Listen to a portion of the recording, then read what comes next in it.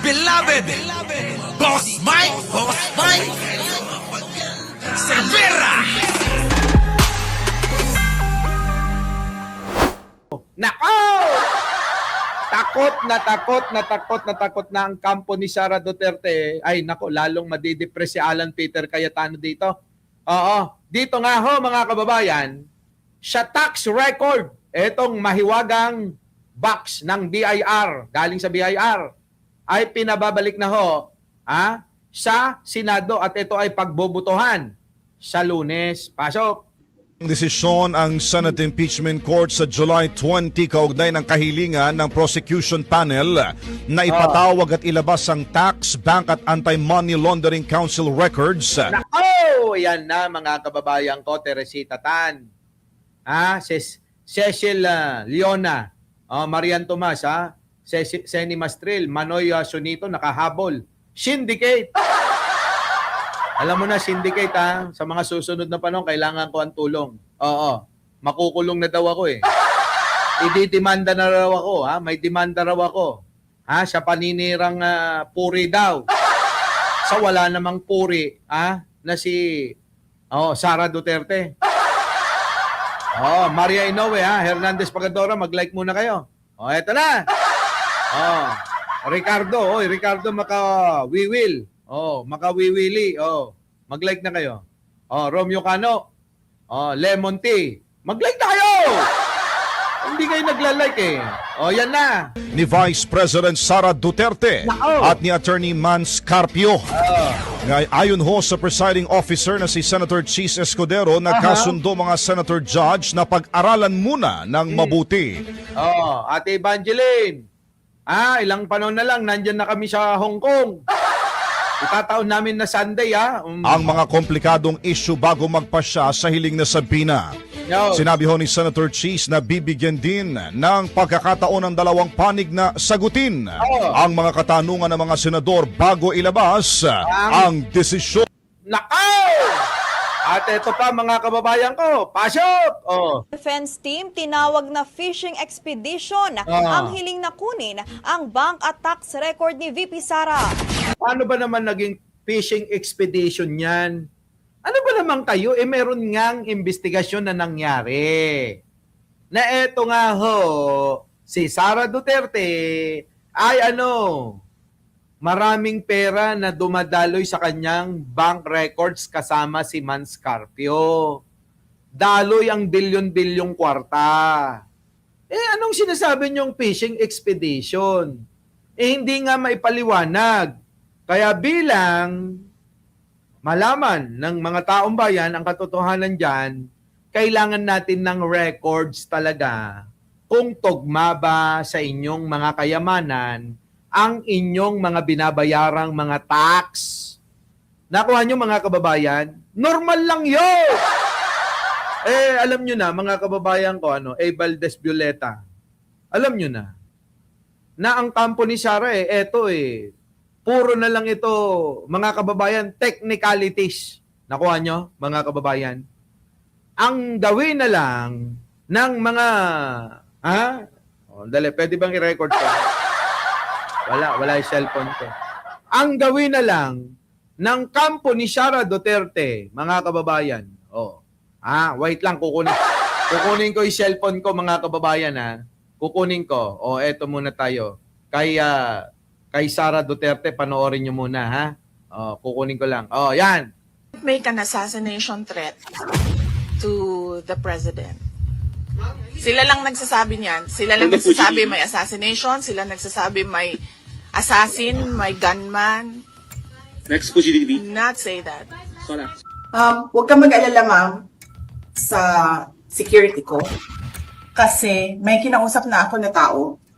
Sinabi ko sa kanya, kapag pinatay ako, patayin mo si BBM, si Lisa Araneta, at si Martin Romales. No joke.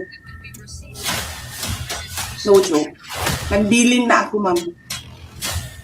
Pag namatay ako, sabi ko, huwag ka tumigil, hanggang hindi mo mapatay sila. And then he said yes. Andali, balikan natin. Nakita nyo yan? Nakita nyo yan mga kababayan, yan po si Sara Duterte na sinungaling. Oh, tapos tatanggi-tanggi pala. Oh, dito tayo, nasa na ba tayo? Dito, Boss Mike. Oh, pakinggan natin. Oh. Ang defense team tinawag na fishing expedition ang hiling na kunin ang bank at tax record ni VP Sara. Live si Brigada Jigo Custodio, ibrigada mo. Brigada! Live report! Sheila, sa ika-6 na araw ng impeachment trial ni Vice President Sara Duterte, hiniling ng defense team sa Senado na huwag pagbigyan ang mosyon ng prosecution na ipasabina ang bank, tax at anti-money laundering council records ng Vice Presidente. Kita nyo mga kababayan, takot na takot. Bakit hindi kailangan pagbigyan? Di ba? Oh. Ulitin natin. Di ba? Takot na takot sila, mga kababayan, na mabuksan yung bank BIR box o BIR records nitong si Sara Duterte. Nakita nyo, itong mga nangyari na mga hearing dyan, mga kababayan ko. Di ba? Wala naman silang ginawa, kundi puro na lang technicalities. Wala naman talaga silang depensa. Gawa-gawa na lang sila, hirap na sila. Puro ang kanilang depensa. Merong technicalities to, merong mali rito, merong sinasabing mali ang date, mga ganyan. Mali ang spelling. Anak ng pating na yan. Yung po ba'y makakaapekto, mga kababayan ko, sa mga ebidensya na nilalatag ng mga witness at prosecution? Walang ganon, mga kababayan. Hindi makakaapekto yung mga tirada nyo, puro silip nyo eh. Yung technicalities na lang ng mga, di ba? Mga maliliit na error. Di ba mga kababayan ko? Yan. Yun, tulad ng mali ang kulay ng ballpen. Pati yun. Putang na talaga. Etong mga depensa hindi na ho makakadepensa talaga. Kung hindi, gawa-gawa na lang ng paraan para kunyari may masabi. Katulad ho niyan. Netong si Attorney Kirat. Kirat hindi pantay, 'di ba? Yung attorney Kirat, hindi pantay ang mata. Mga kababayan na 'yon, tutol ngayon na mabuksan, maibalik ito hong BIR box na dapat ho nating malaman kung ano ba talaga ang nilalaman para ang taong bayan ay mawala yung pong agam. Tama, mali? Di ba mga kababayan ko? Yun. Mayroon na akong reels. May reels na ako. May reels na. Di ba mga kababayan ko? Yan. Tingnan nyo. Pilit na pilit eh. Takot na takot sila rito eh. Ng prosecution na ipasabina ang bank, tax at anti-money laundering council records ng Vice Presidente.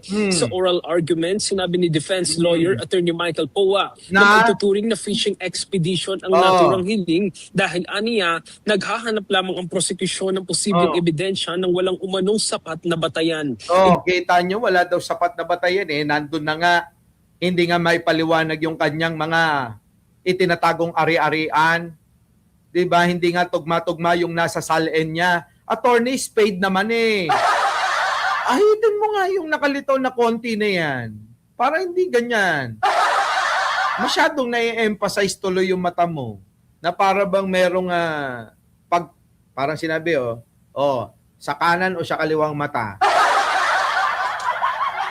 Nakita nyo mga kababayan kung anong takot nila, Olive Macapagal, Sa lahat po ng mga kababayan natin sa Taiwan na nanonood ngayon, shout out po sa inyong lahat. Konnichiwa. Giniindi ni Powa na para maging valid ang isang sabina, dapat malinaw kung anong mga dokumentong hinihingi at dapat may direktang kaugnayan ito sa paglilitis.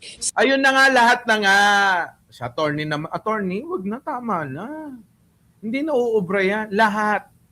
Lahat ng po pwede na gawing basihan o busisiin lahat. Kailangan nating malaman. Iba ba yung konnichiwa? Oo. Ni hao! Sa ambush interview, sinabi naman ni Poa na hindi sila natatakot sa mga dokumentong gustong kunin ng prosecution. Ani ang Bakit yan? Hindi pala kayo. Ito lang mga kababayan, nakakainis naman eh. Ganito lang yan Jose Jerry Costa, makinig kayo Kung hindi pala kayo natatakot, Rob Mapalad at Roger Pilar, kung hindi pala kayo natatakot, Analisa Uso, kung hindi pala kayo natatakot, bakit hindi nyo hayaan na lang? Di ba Lisa Eunice? Kung hindi kayo natatakot, hayaan nyo. Hayaan nyo ang prosecution kung ano yung laman yan, di ibuyang-yang. Ano na ang problema doon? Kung totoo naman, lahat yung mga nandiyan dyan sa record sa BIR nila. Halimbawa lang ho ako. Di ba? Sige, si Mike Cervera, hindi kami naniniwalang mayaman yan eh. Kailangan natin busisiin yung BIR niyan. Willing po ako, bakit hindi?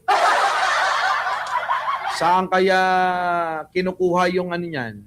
Pinambili sa Kia Pride. Di malalaman ninyo. Tama, mali. Mga kababayan, Gabi Boy, Night Sherek sa Kineme. Salmonic, sashimi.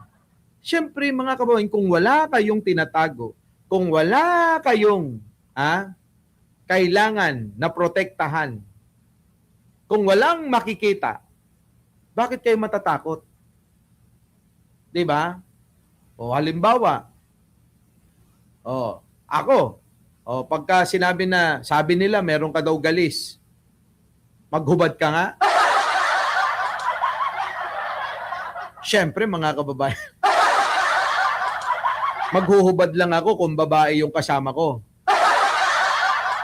May condition lang ako. Sabihin ko, pwede ako maghubad. Papakita natin sa trusted ninyong babae. Kailangan yung babae, ganito, may requirements ako. Malaki ang malaki ang ganyan, mabalakang, ganyan. Maputi, ganyan. Di ba? Di papakita ko sa kanya. At may kondisyon ako uli. Pagka walang nakita, kailangan ang kapalit lalabas kaming nakangiti. May ngiti sa aming mga labi. Ganun dapat. Kung wala kayong tinatawag, sa madaling salita, wala kayong dapat ikatakot. Yun lang naman ang pinupunto ko. Tama, Malo, Gipila? Kung walang tinatago, walang dapat ikatakot. lamang ng depensa ay masunod ng tamang proseso at ang umiiral na batas. Dagdag pa niya, igagalang nila. Ano pa naman yan Jesus ko, daming gamitin ang batas, meron din naman na sinasabi ang prosecution at hayaan na natin na ang magpasya dyan ay ang etong Senate, itong mga senador. Itong mga Senate judge, di ba? Hayaan na natin sila magpasya, mga kababayan. Kung ipapabalik at bubuksan, bubusisiin, JC Peñarobia, kung yun ang magiging desisyon sana ng mga hurado na mga senador, sila nang bahala. Kaya lang, ngayon pa lang, inuunahan na nila, wag sanang pumayag, ang mga Senate judge na padala pa ang mga BIR records ng Vice President Sara Duterte, kasama ang kanyang asawa, ganon, Kineme. Wala, mga kababayan. Halatadong-halatado na ngayon pa lang pinoprotektahan nyo na. Our beloved Boss Mike Cervera.